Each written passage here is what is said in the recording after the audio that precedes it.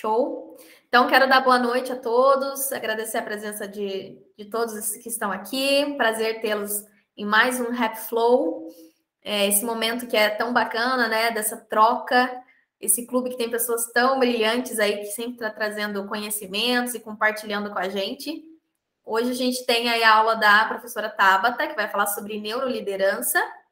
É um assunto que é muito interessante, porque a gente vê que é uma tendência que já vem há alguns anos, mas depois da pandemia se consolidou, né, o conceito de empresas humanizadas, de lideranças horizontais e de um novo modo de gestão, né, de olhar para o negócio, para as pessoas que se relacionam, para todas as partes envolvidas, né, desde de colaboradores até parceiros, fornecedores, pessoas estratégicas ali, a gente olhar para toda essa cadeia, né? Porque no final das contas, qualquer ação impacta no todo, né? A gente hoje vive uma sociedade em rede. E que legal que está acontecendo essas transformações. Então, vou passar agora a palavra para a professora Tabata. Fiquem à vontade aí para mandarem perguntas no chat. Eu vou anotando aqui. E aí, ao final, eu passo essas perguntas para a professora ir respondendo, à medida do possível. Olá, pessoal, boa noite. É um prazer estar aqui com vocês. Queria agradecer ele não estar aqui, mas a oportunidade, quando ele assistir a gravação, o Marcos, agradecer a Kat Suren também, que está aqui fazendo esse papel de anfitriã, e é um prazer poder compartilhar um pouco do meu aprendizado com vocês. E no final a gente faz um tira dúvidas, mas é um tema assim que vem me apaixonando bastante, e como eu estava falando no início, né, as coisas demoram um pouquinho para chegar no Brasil. A gente, a princípio, pode pensar que é utopia, mas a gente já vê essa transformação, já tem quem deu o primeiro passo, como Katsuren trouxe aí na empresa, por exemplo, que ela está atuando hoje como consultora. Então, é um movimento que só vai crescer realmente. Eu vou fazer uma apresentação aqui, tá, gente? Para vocês, eu acho que quase ninguém me conhece aqui. E aí eu trouxe uma apresentação, rapidinho. Eu sou Tabata Lopes, graduada em farmácia na outra vida. Então minha carreira começou como farmacêutica, com o passar do tempo eu fui vendo essa necessidade de crescer mais e fiz mestrado, cheguei a ser coordenadora de pós-graduação, professora de pós, e a minha história com a liderança, ela começa no início mesmo da minha carreira, quando eu, no meu primeiro desafio, eu já fui líder, já comecei como líder. E a dor foi muito grande, porque num determinado dia eu precisei fazer uma demissão em massa.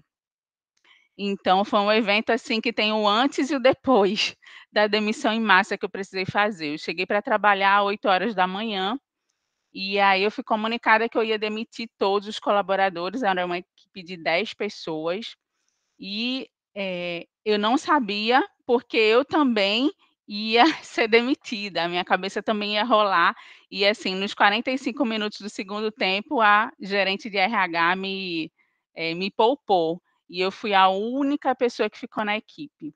Então, depois eu comecei a analisar aquele episódio, e na medida que eu demitia uma pessoa, chegava outra nova, que tinha sido treinada numa outra unidade, porque todo o processo foi sigiloso. E eu sabia que eu tinha um problema no meu setor, mas eu não consegui trazer a equipe para mim, e eu conversava com eles e dizia: "Pessoal, a gente tem um problema aqui na equipe", mas o meu setor tinha uma liderança informal. Era uma pessoa que já estava ali quando eu cheguei e que ele continuava exercendo a influência sobre a equipe. E a equipe, ao invés de vir para o meu lado, né, de eu conseguir me fazer entendida por aquela equipe, não, ela não me ouvia. A equipe ouvia esse líder informal.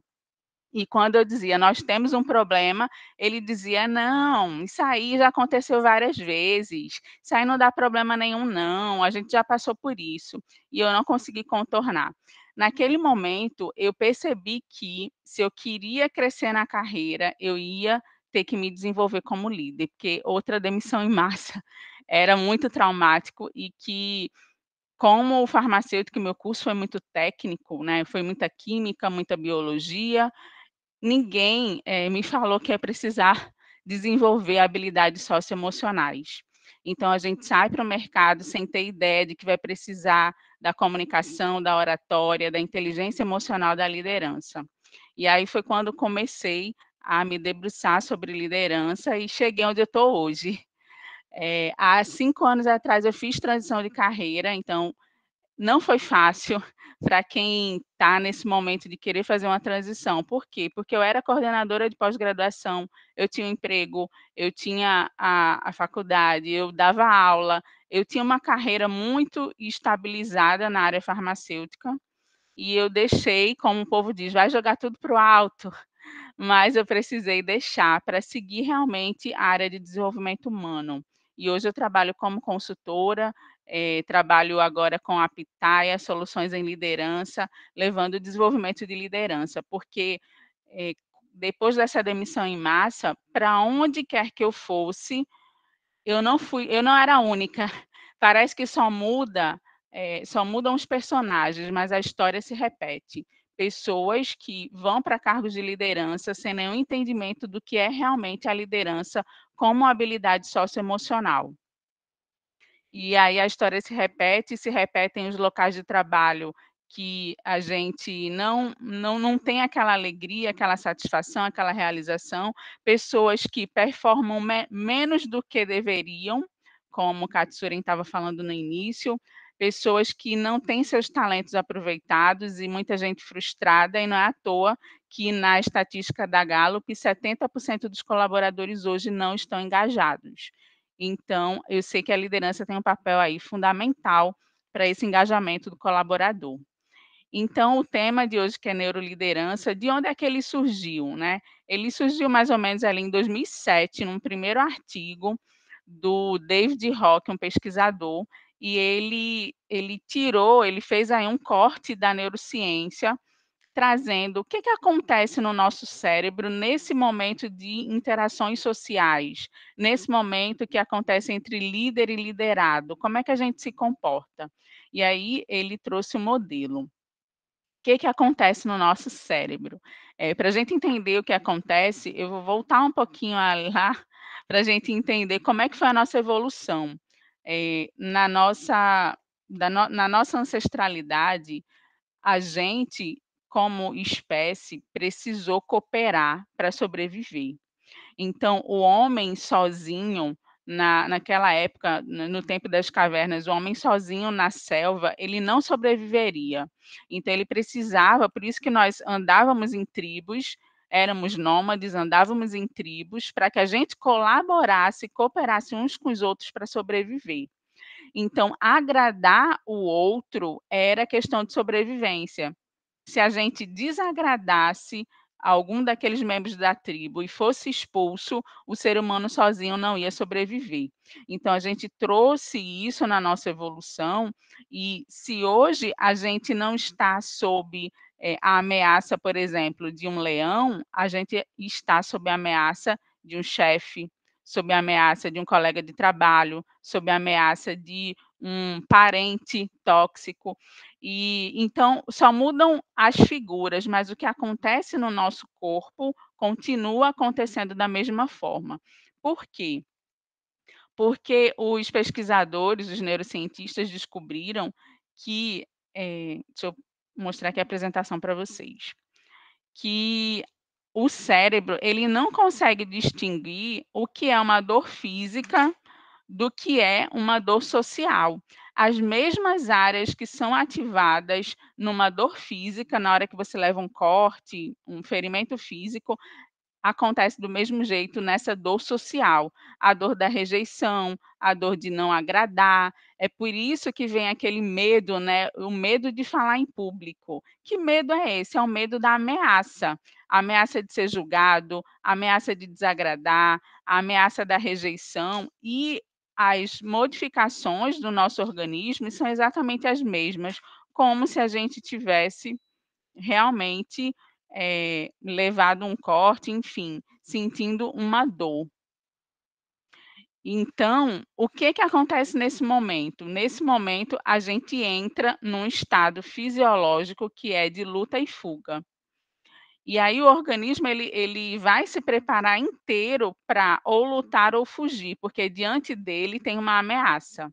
Então, se não era mais o leão, se não é mais o leão, é a plateia, são aquelas pessoas, é aquela intimidação do chefe, que a gente olha aquilo e entende, nosso cérebro entende que é uma ameaça. Então, é dessa forma que a neurociência está trazendo para a gente essas explicações. Pensei que eu estava compartilhando com vocês. Está trazendo para a gente essas implicações das alterações. E aí tem aquela descarga de neurotransmissores como adrenalina e cortisol, a adrenalina nos ajudando a bombear mais sangue, para a gente correr, ter força muscular, e o cortisol como aquela descarga de estresse que a gente vai ter naquele momento de ameaça. Esses neurotransmissores e esse modo de viver na ameaça, a longo prazo, ele pode inclusive desencadear doenças mentais, né, pode afetar a nossa saúde mental, que é o que acontece com muita gente que viveu aí sob um estresse crônico.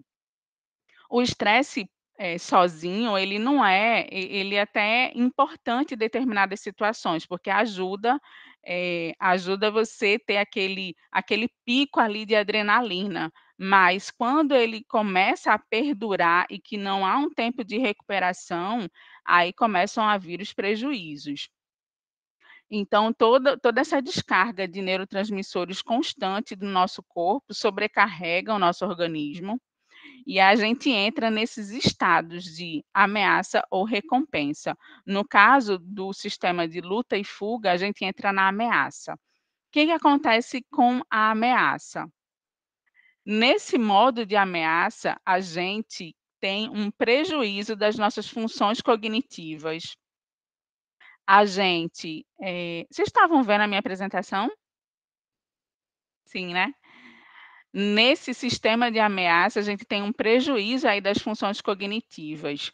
A gente, tem prejuízo da criatividade, da inovação.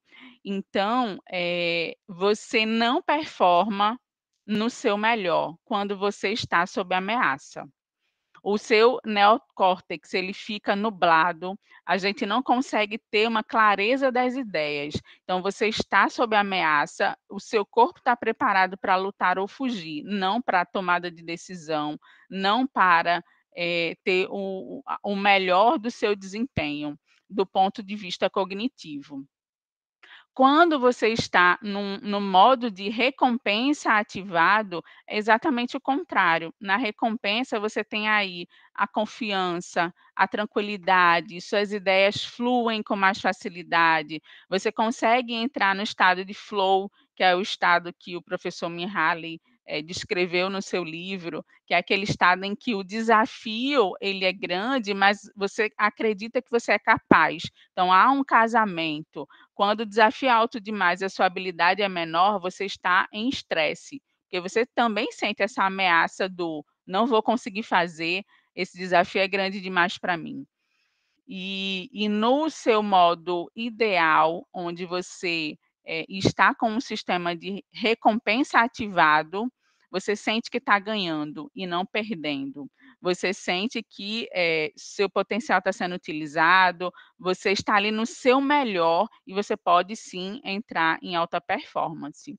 E o David Rock, ele trouxe um modelo que ele chamou de SCAF, é um acrônimo, e nesse modelo ele serve para a gente se guiar, para entender, será que eu estou ameaçando esse colaborador? Eu falo colaborador, mas pode ser qualquer pessoa em que a gente tenha uma relação. SCAF, a letra S significa status, o C é certeza, o R é o A é autonomia, o R é relacionamentos e o F é justiça. Deixa eu compartilhar aqui para vocês. Então, nesse nesse modelo SCAF, a gente consegue analisar se você está afetando algum desses sensos do seu colaborador. Por quê? Porque o colaborador que tem o senso de status afetado, ele se sente ameaçado. Quando é que esse status é afetado? Quando eu acho, assim, que eu não estou agradando, eu não sou importante para aquela pessoa, eu não estou nas prioridades dela. Então, por exemplo, um líder que ele tem ali a panelinha dele, ou tem pessoas que ele pode privilegiar, o outro que se sente desprivilegiado, ele tem o seu senso de status afetado. Tem líder, por exemplo, que ele faz retaliação, ele começa a excluir a pessoa, fazer um mini cancelamento, e aí ele não entrosa aquela pessoa, ele não inclui a pessoa, então aquela pessoa vai se sentindo ameaçada, porque o senso de status dela está afetado. Eu não sei porque eu não estou conseguindo compartilhar com vocês, deixa eu tentar aqui de novo, agora.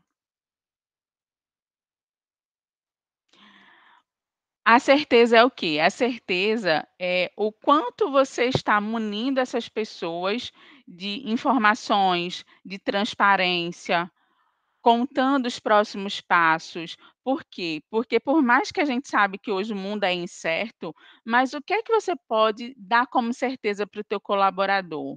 Né? Que informações você pode passar para onde a empresa está caminhando, aonde vocês querem chegar? Quanto mais você munir o colaborador de uma certa certeza, é melhor. E aqui no modelo SCAF também, tem pessoas que dão mais importância ao status, tem outras que dão mais importância à certeza. Por exemplo, pessoas muito analíticas, elas precisam de um passo a passo, elas precisam saber o que vem no começo, o que vem depois, o que vai ser o final. Então, quanto mais o líder, traz essa clareza, mais a pessoa se sente recompensada e não ameaçada. Então, por exemplo, ir para uma reunião sem saber o que vai acontecer, afeta o senso de certeza, começar a ter movimentações na empresa estranhas, que você não sabe para que rumo a empresa vai tomar, traz esse senso aí de ameaça. Então, como líder, você precisa analisar: será que eu estou provendo a minha equipe de certeza? O próximo item que é a autonomia. A gente sabe que a autonomia é para ser dada com responsabilidade, mas dentro da maturidade daquela equipe, o que é que ela já pode fazer? Né? Que tipo de coisas ela pode, que decisões ela pode contribuir, colaborar? Como a gente pode ouvir essa equipe? Como é que ela pode participar da construção? Porque quanto maior é o grau de maturidade da pessoa, mais autonomia ela quer ter. Então, não dá para a gente ter colaboradores adultos inteligentes e a gente tratar como se estivesse no jardim de infância. E tem muito líder que é assim, ele não dá autonomia nenhuma para o colaborador não pode opinar, não pode dar sugestão, não pode ter nenhuma ideia nova. Então, é importante, todo mundo quer ter esse senso de autonomia. Relacionamentos, tem líder que acha que ninguém pode ser amigo no trabalho, que lugar de trabalho é para trabalhar, que não dá para ter amizade. Mas imagina você, trabalhar com pessoas que você não construiu laços de confiança, que você não construiu relações, que você não conhece aquelas pessoas e por não conhecer você não confia. Por quê? Porque a confiança ela vem a partir do relacionamento. É difícil confiar em alguém que você não conhece. Então, a partir desse relacionamento também surge a confiança. E aí, quando a gente pensa assim, não precisam ser melhores amigos de infância, mas é preciso que as pessoas confiem umas nas outras. Imagina a situação de você trabalhar com alguém que você não confia. Infelizmente, eu acho que em algum momento da nossa vida, cada um tem uma história aqui para contar, de trabalhar com alguém que não confia. Como é que você estava? Você estava com o seu senso de, você estava ali sob estado de ameaça. com o seu senso de relacionamento afetado. Você se sente ameaçado, por mais que você não tenha um entendimento do que é isso, mas você liga o seu estado de alerta. Então, você está sempre em alerta. Por quê? Porque você acha que pode ser traído a qualquer momento, que você acha que podem puxar o teu tapete a qualquer momento, que podem te prejudicar a qualquer momento. Então, é uma situação desgastante e estressante e que, inclusive, pode levar ao esgotamento. E hoje a gente tem aí como último senso a justiça. O que é isso, justiça? É você saber que todos são tratados de forma justa, que não há favoritismo, que não há algo que um pode e o outro não pode. É também, para algumas pessoas, esse senso de justiça, ele é muito forte. É também eu não ver injustiças no local de trabalho. Quando a pessoa tem um senso de justiça muito forte, ela inclusive fica mal quando ela vê outra pessoa sendo injustiçada, quando ela vê um ato de injustiça. Então, o líder também precisa ter muito cuidado, porque não é só nas ações dele, é evitar também que colegas tenham comportamentos desrespeitosos entre si e que sua equipe seja, de alguma forma, injustiçada, até mesmo por retaliações de outros colegas de trabalho. Então, quando a gente olha para esse modelo e vai tomar uma decisão, será que a decisão que eu vou tomar, ele vai colocar meu colaborador sob estado de ameaça? Se sim, é melhor rever essa decisão. Por quê? Porque ele não vai performar bem, ele vai ficar estressado, ele não vai estar no seu melhor, ele não vai ter criatividade, enfim, tudo isso que eu falei aí para vocês. Então, o modelo ele é muito aplicável, ele é muito prático e ele ajuda até nas relações em casa, com parentes, né, para que a gente possa ter cada vez mais um comportamento amistoso e menos ameaçador. Porque, como eu conversava com Karen aí no início, liderança, comando, controle realmente é coisa do passado. Gente, eu estou aberta aí para a gente discutir, para vocês tirarem dúvidas, para trazer aqui um pouquinho, quem quiser compartilhar algum desafio de liderança, se eu puder ajudar, vai ser um prazer.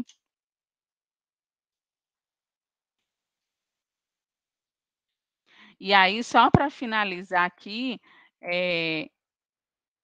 eu estou trazendo a Pitaia como uma empresa que traz aí esse desenvolvimento de liderança. Neuroliderança é só uma pontinha do que a gente trabalha, mas a gente trabalha com psicologia positiva, trazendo aí para o líder o conhecimento que ele precisa para conduzir as equipes para o engajamento, para alta performance, usando muito aí também do modelo da psicologia positiva, que aumenta o bem-estar, a felicidade, a realização do colaborador, para que a gente tenha equipes mais saudáveis, equipes que performam melhor e pessoas mais realizadas no trabalho, para que esse ambiente de trabalho ele possa trazer bem-estar e satisfação para a gente, e não seja aquele trabalho que a gente sai de casa todos os dias arrependido, né, e sem vontade.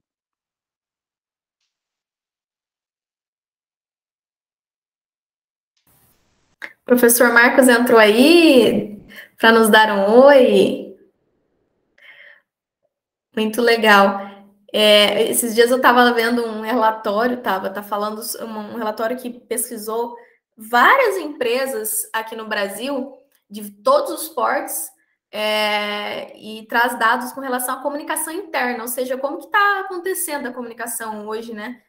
Em diversos setores, em diversos portes, e eles trouxeram um dado de, eu não lembro agora se era 53% ou 57% dos funcionários se sentiam desengajados, porque, e aí, analisando outros dados desse relatório, eu entendi que muitas vezes os colaboradores eles se direcionavam às lideranças para comunicar uma insatisfação ou para talvez expor alguma ideia e eles não se sentiam acolhidos, sabe? Porque uma coisa é você falar, eu estou aqui à disposição para você, né? Para você vir falar comigo e tal.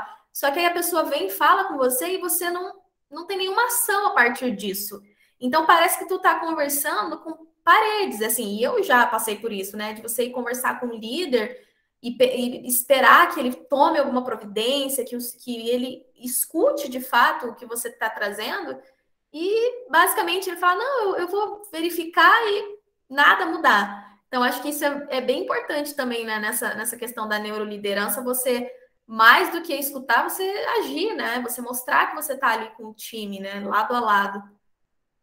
Sim, Katsuren. Eu até lembrei aqui que o Google fez uma pesquisa longa lá para entender, eles chamaram de projeto Aristóteles, para entender qual era a diferença que faziam algumas equipes serem equipes de alta performance e outras não. E as equipes lá, todas de engenheiro, o pessoal muito da área técnica, e eles foram tentando entender o que era essa diferença que fazia com que equipes fossem melhores que outras. E aí eles descobriram que era a segurança psicológica, que é exatamente isso que você está falando. O que é a segurança psicológica? É você saber que o outro vai lhe ouvir, que você vai poder dar suas ideias e você não vai ser ridicularizado, não vai ser hostilizado, que você vai ser respeitado na sua fala. E às vezes o líder ele usa muito do artifício, não tenho tempo, é muita correria, e ele não olha para esse colaborador como um ser humano que precisa ter suas ideias validadas, que quer contribuir, que quer colaborar. E aí você mata toda a criatividade e inovação, porque quem é que vai procurar depois? Se ele sabe que ele não vai ser atendido. Então, segurança psicológica, que é isso, né? É você manter um ambiente seguro para o compartilhamento, é o fator que traz aí no Google uma equipe de alta performance. O Google como exemplo, né? Mas a gente sabe que isso vai acontecer em toda empresa.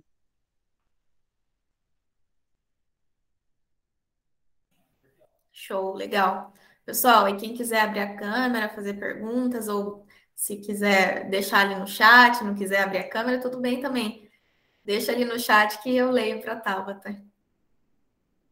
Essa empresa que eu dou consultoria, ela é uma empresa humanizada, inclusive ela é uma das top no Brasil, eu não lembro agora se é top 10, enfim, esses dias a gente estava até comemorando, e uma coisa que o pessoal sempre tem lá é que, assim, seja quem você é, independente se você está na frente do líder, se você está sozinho, aquela coisa de que tipo de funcionário você é quando não tem ninguém te vigiando, né? Então, eles são muito encorajados lá a serem quem são. Se algo incomoda, falar, se não concorda, falar, porque você pode discordar, você pode dizer o que te incomoda, e aí é a partir daí que é lapidado os conflitos, né? E só a partir disso que a gente consegue construções significativas, a partir do momento que todo mundo expõe pontos de vistas e se sente livre, né? E seguro para compartilhar. Eu acho isso bem legal. Até o Mark Tawil estava falando esses dias sobre escutatória também, como é importante a gente que trabalha com liderança, ou às vezes até com times pequenos, né, nas interações que a gente tem no dia a dia, a gente exercitar essa escuta ativa, porque às vezes a gente vive num piloto automático, as pessoas estão falando com a gente não está percebendo muitas coisas. Até porque muito da comunicação ela é não verbal, né? Então, se a gente não para o que está fazendo para escutar e perceber como o outro está sendo afetado ali nas relações de trabalho, é complicado mesmo.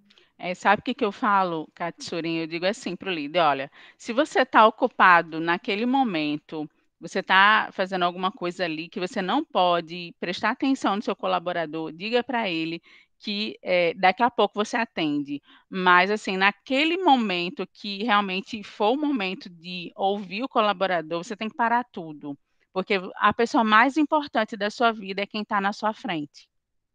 Então, não está dando para conversar agora, olha, fulano, agora, nesse momento, eu não posso parar para falar com você, mas daqui a 10 minutos ou tal hora, volta aqui que eu vou lhe ouvir. Então, isso é de um valor enorme, entendeu? A gente não pode viver nessa correria de não olhar para as pessoas, não ter tempo para o outro, porque todo mundo é importante. E o colaborador ele quer saber e se sentir importante também. Com certeza, as pessoas estão cansadas de se sentirem engrenagens, né? Elas querem se sentir partes integrantes de um todo maior. A gente não quer acordar de manhã para preencher planilha, a gente quer acordar de manhã para trabalhar e saber que a gente está construindo algo, que a gente está impactando a vida de alguém, que a gente está transformando algum cenário com o nosso trabalho, com o nosso talento. Ninguém levanta para bater um martelo, para apertar um parafuso, né? Então, acho que isso é muito importante, as pessoas se sentirem pertencentes a. E aí é algo que eu acho que você deve falar muito também quando você fala de neuroliderança, que é trabalhar a questão do propósito nas empresas, né? Sim, isso que você falou, o líder também tem um papel importante, sabe, Katsurin, de mostrar para o colaborador o significado do trabalho dele. E eu tenho até um vídeo, vou deixar aqui para vocês depois verem, da Luiza Helena Trajano. E assim, ela é incrível, né? A gente está aí no mês da mulher, é uma líder assim exemplar. E eu trouxe algumas falas dela em relação à liderança. Ela traz assim uma ressignificação do vendedor que é fantástico. Por quê? Porque vendedor tem aquele estereótipo de que é quem empurra, que é chato, que é, né? E ela diz assim, gente, vendedor é um realizador de sonhos. E isso vem da liderança, da importância e o valor para o colaborador.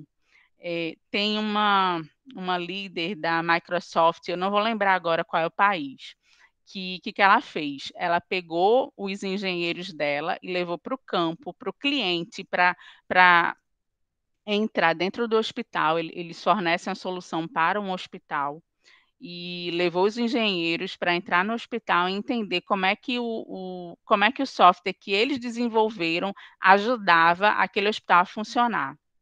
Então, você mostra para o colaborador que o trabalho dele foi importante, que está ajudando a salvar vidas, que está fazendo parte de algo maior, porque ali entre quatro paredes, às vezes a pessoa não tem uma noção, e cabe ao líder trazer esse senso de significado e sentido para o trabalho das pessoas.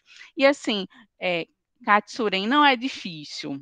Não é difícil, sabe? A gente tem caminhos. O que falta é o desenvolvimento do líder, porque quando eu errei como líder, não é porque eu era uma pessoa má, não é porque eu tinha um desvio de caráter, é porque eu não sabia qual era o caminho que eu devia fazer.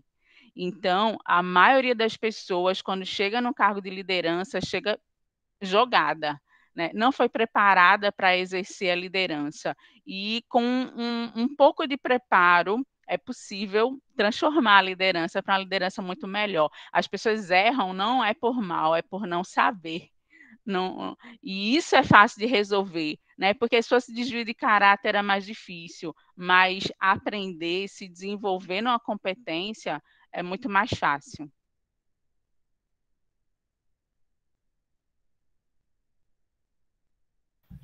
Concordo. Esses dias eu estava numa reunião com umas startups aqui do Paraná, e aí eu estava assim, só eu de mulher, uns 15 homens, todos fundadores, trabalhando, fundadores, desenvolvedores e tal.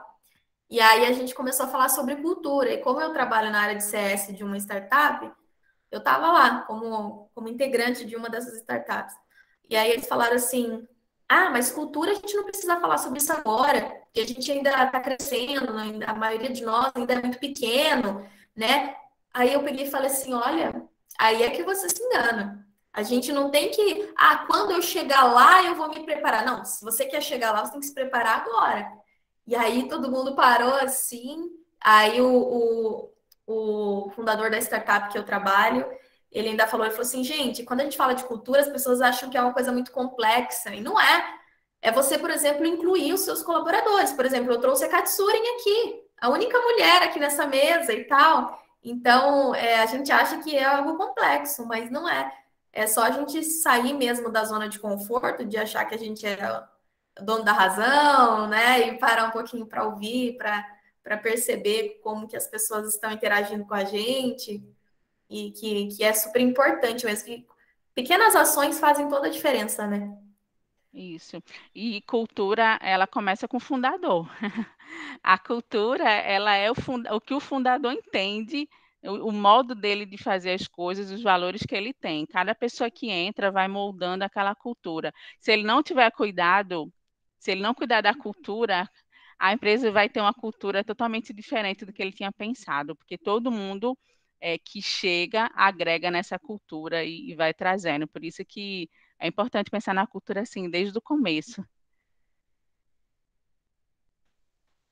Concordo. Gente, ninguém tem nenhuma pergunta aí para fazer para. Eu queria falar uma coisinha. Na verdade, ó, o Marcos até levantou a mão aqui e eu me intrometi. Vocês estão me ouvindo? Sim. Então, queria agradecer, Tabata. Muito legal aprender um pouco com você e também com a Katsuren. É muito interessante a gente estar em ambientes como esse, né? Ouvindo pessoas falarem a respeito de suas experiências e trazerem tanto conhecimento. Então, já agradeço pelo que eu aprendi hoje com vocês. E é sempre muito significativo para mim, todas as vezes que eu participo de grupos como esse, sempre coordenados, liderados, né, pelo Marcos, muito bem liderados. E eu percebo no nosso dia a dia esse tema, né, que na verdade a neurociência e a liderança são coisas que me atraem muito. E a liderança é algo que faz parte realmente do meu dia a dia, e volta e meia eu sou questionada por algumas pessoas, né, que trabalham comigo a respeito disso. E recentemente alguém que trabalha comigo veio e falou assim, seria legal se você entregasse a liderança disso para alguém. E, na verdade, era de um grupo. E essa pessoa que estava sugerindo isso não estava pronta para liderar. Né? As pessoas, às vezes, se acreditam prontas para liderar e, às vezes, não estão. E aí, foi o que eu trouxe. Eu queria saber se vocês concordam com isso, porque a sensação que eu tenho é que a liderança não é distribuição de poder. Liderança não é o passar um bastão. A liderança é realmente você se entregar pronto para servir. Liderança tem muito mais a ver com servidão do que com a parte ligada mesmo ao controle, que muita gente acredita que ainda existe. Né? A liderança é diferente dessa chefia, né? Que existia esse controle, essa coisa mais de mandar, de estabelecer quem faz o quê, de que maneira, que horas, sabe, aquela coisa mais ditadora. E aí eu vejo que se tem entendido de forma mais humana a liderança justamente por conta da servidão. E é curioso a gente saber e ver que muitas pessoas são excelentes executores, são excelentes nas coisas técnicas que fazem, mas que ainda não se colocam prontas para a servidão e automaticamente não estão prontas para liderar pessoas, porque liderar pessoas é estar pronto para servir, é estar pronto o tempo inteiro para isso. Né? E eu vejo isso cada vez mais no meu dia a dia, na minha, que eu posso dizer, de minha missão de liderar pessoas, porque eu sei que é algo extremamente desafiador e eu gosto muito, mas eu vejo isso muito. E eu queria saber se isso acontece com vocês, essa sede em relação à liderança, ainda acreditando que a liderança é algo posto, é algo dado e não conquistado.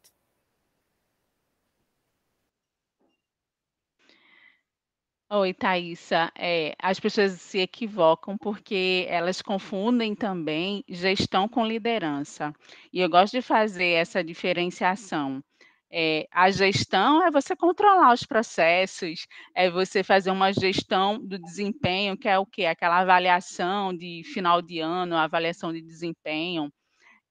A gestão ela está ligada a você gerir processos, a liderança é influenciar pessoas, e pessoas não são processos, né? E o Simon Sinek, fala muito da liderança servidora, ele também diz que se você não entende de pessoas, você não entende de negócios. Então, às vezes, a pessoa está muito preparada tecnicamente, e esse é o erro, quando as empresas usam a liderança para promover. Fulano é muito bom, não quero perder, vou promover a liderança. E aí dá como se fosse um bônus. Liderança não é bônus. Liderança não tem que ser usada como moeda de troca para o colaborador ficar. E esse erro foi cometido diversas vezes. A empresa quer reter o talento, ao invés de desenvolver, promove. E aí você perde um especialista e ganha um péssimo líder, que a pessoa não estava preparada. Então, a liderança, para mim, ela é uma habilidade socioemocional. É a capacidade de você influenciar as pessoas para seguir a sua visão, né? Eu também penso assim, até porque às vezes a gente tem um time onde todos têm o mesmo grau hierárquico, né, entre aspas, e tem sempre aquele que se destaca, que influencia os outros, e isso é legal porque daí acaba melhorando a performance de todo o time por conta de uma pessoa que tem isso, né, na veia, tem isso no DNA. Então eu concordo totalmente que liderança não tem nada a ver com cargo, mas sim com uma postura diante daquilo. E quando você tem essa postura, tudo bem se você tiver que descer, se você é um coordenador, mas se tiver que descer lá no balcão e atender o cliente, tudo bem, você está ali pensando no todo, né, no bem-estar de todo um grupo. Inclusive, eu vi você falou da Maria Luísa Trajano, eu vi uma entrevista dela esses dias, e ela falando, né, que quantas vezes ela foi lá na loja, atender o cliente, ouvir, e que quando o cliente reclama, é as maiores oportunidades que ela tem para poder prestar um serviço ainda melhor, e que ela sempre gostou de estar perto das pessoas, de ouvir e de se relacionar com os clientes. Não só ficar lá na mesa da diretoria, falando com os CEOs, com as pessoas importantes, mas entender de fato, de ponta a ponta, como que é cada peça, né? Cada pessoa que é importante aí para fazer as coisas funcionarem. Então, eu vejo como vocês, assim, eu acho que é muito, muito isso. Professor Marcos, queria falar alguma coisa?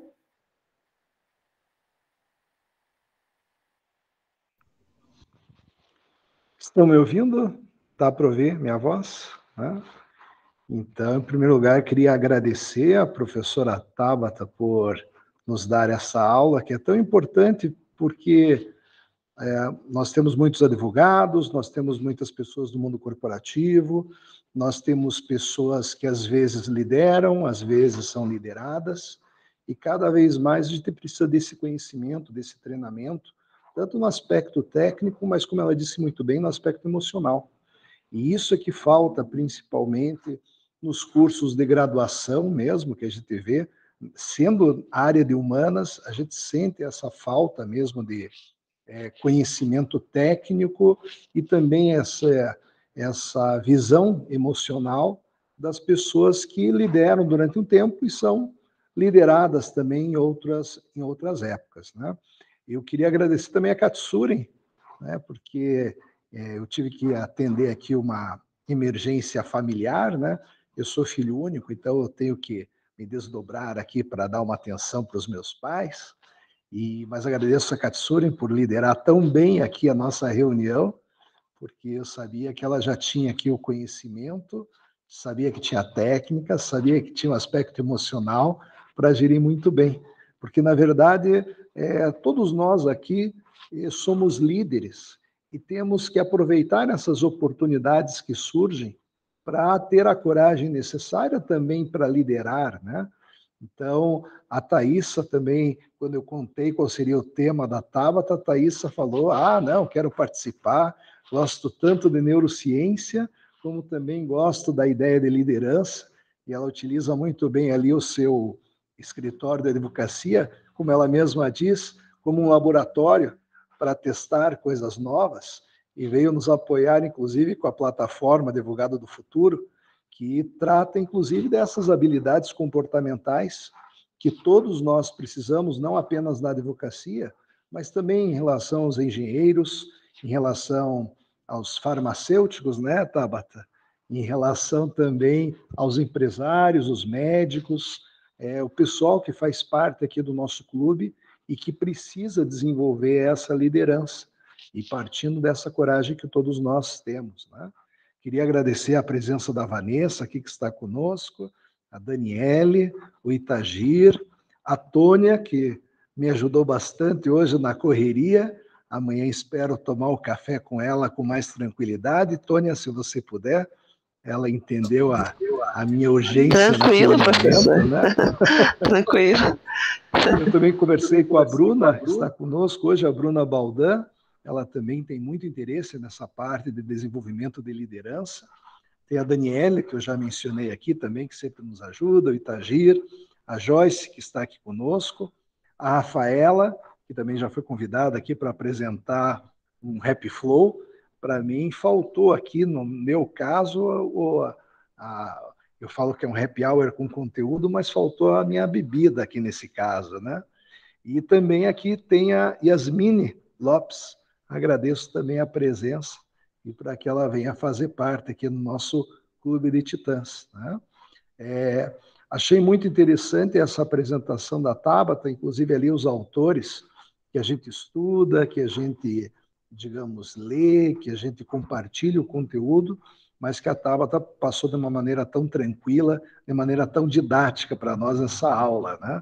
E a Tabata, inclusive, nós estamos aí desenvolvendo os nossos canais, né? Tabata no YouTube, e eu fiquei admirado com a qualidade que é apresentada ali nos seus trabalhos. Então, não é apenas uma questão de conteúdo, é também a ideia de forma. Mas agradeço a todos pela presença e passo novamente a palavra aí para a nossa organizadora, a Katsuren, para ver se alguém quer fazer mais alguma pergunta. Muito obrigado aí pela presença de todos. Bom, vou dar a última oportunidade aí, se alguém quiser fazer algum comentário, compartilhar alguma coisa. Senão eu vou liberá-los. 8 horas já, na quinta-feira. Eu acho que o dia pede uma cervejinha. É o que eu pretendo. Gente, foi um prazer estar com vocês. Obrigada aí pela presença de todos. Um beijo e uma boa noite. Até a próxima. Tchau, tchau. Tchau, tchau.